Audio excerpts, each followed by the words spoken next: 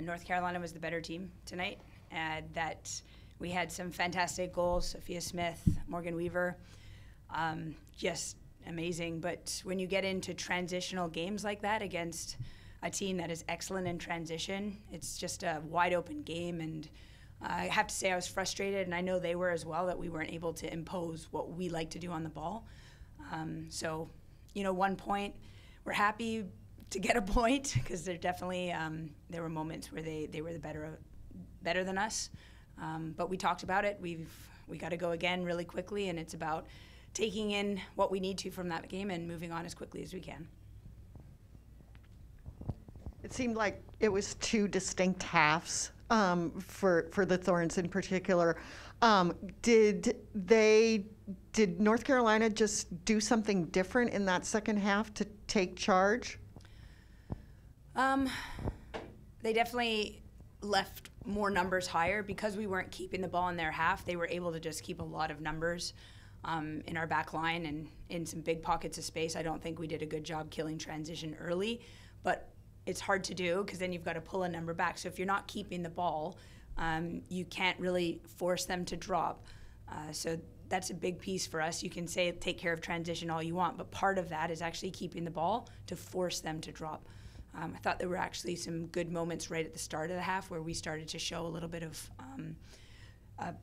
finding the opposite sides and using our midfield, and then we got away from that. They got a ton of numbers in the box. They had a lot of service, and there was some big-time defending and great stops by Bella to keep it a tie tonight.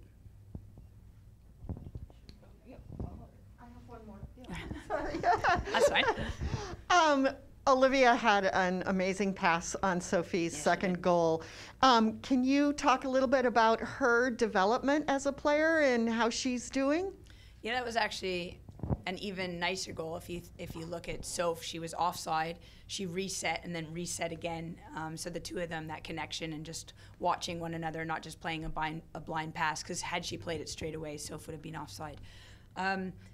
Liv has been working hard for many years. She fought hard to become a professional at a young age, and she continues to work really hard to earn the right to play. And when she does, she's really starting to quickly find the pace of the game and to play it her way. She is uniquely herself. She's not Rocky. She's not Hina. She's Olivia Moultrie, and she plays it in a slightly different way than a lot of midfielders on our team and in the league. And we saw that a glimpse of it tonight, and I look forward to watching her. She leaves tomorrow for the Under-20 World Cup, and we're excited to see her really take control. And it's important that she learns to play under pressure as well, and she'll definitely be doing that at such a big event. Sophia Smith is now tied with Alex Morgan for the Golden Boot Race. Can you just talk about her performances this year and tonight? Yeah, I think that race is great for us. I mean, whatever motivates. There are phenomenal athletes in this league, and you see a lot of players get a lot of chances and they miss them or they squander them.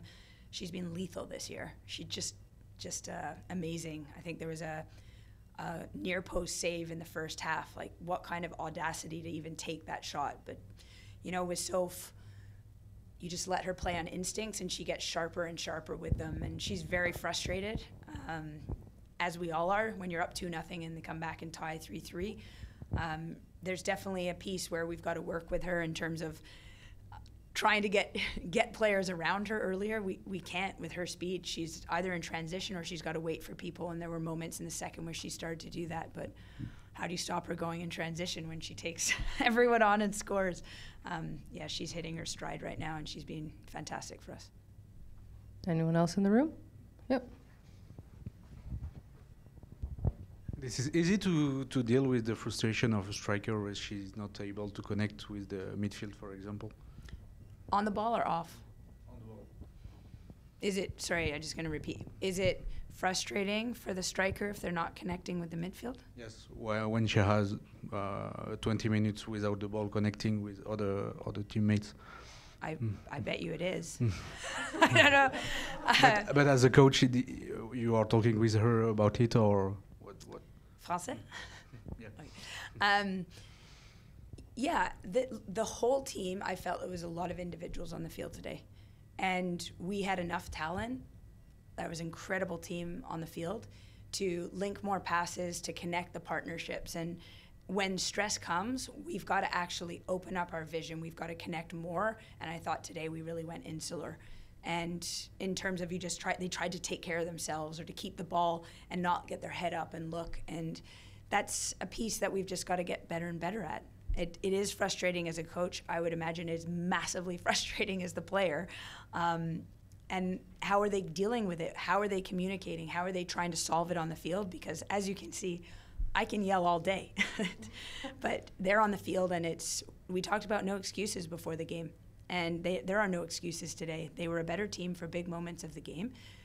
We got a tie, and we've got to be happy with that and move on, but we must get better for next games. And absolutely linking our forwards and midfielders is a piece of that. Thank you.